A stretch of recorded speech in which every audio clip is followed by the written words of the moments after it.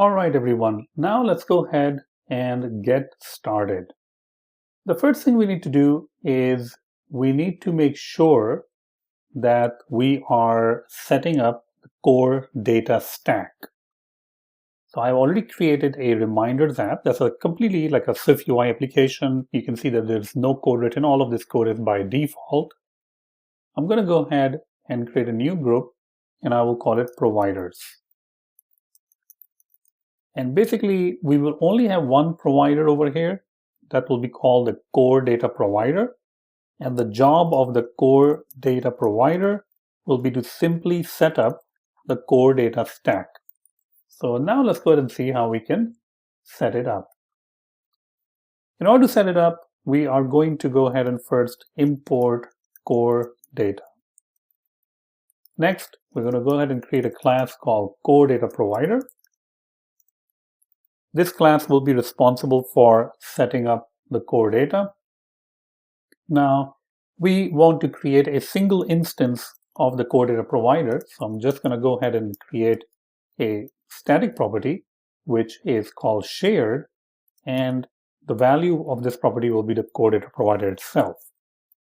And not only that, but I'm also going to make sure that the constructor or the initializer is private. By making the initializer private, what I'm saying is that you cannot really call the init from the outside.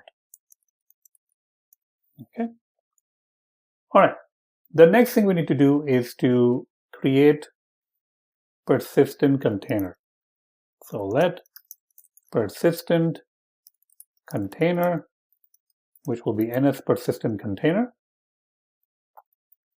And over here inside the init, we can go ahead and initialize our persistent container, which will be ns persistent container with a name.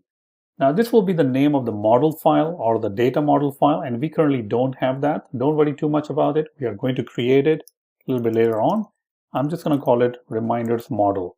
This will be the actual data model file that we will have to add, and the data model is where we create our entities. Currently we don't have this, but we are going to create it later. And now we can call the load function. We will get the description, and we'll get an error if there's an error. Hopefully not. In this case, I think we will get an error because we don't have the reminders model file, but we will create that. If you get an error, well, there's no way out of it because it looks like you don't really have the core data model correctly or something went wrong. Then the app will just crash by using the fatal error. Okay. Okay, so we have the core data provider, create an instance, we have the persistent container, that's fine. The next step that we want to do is to create the data model file for the core data. So let's go ahead and do that in the next lecture.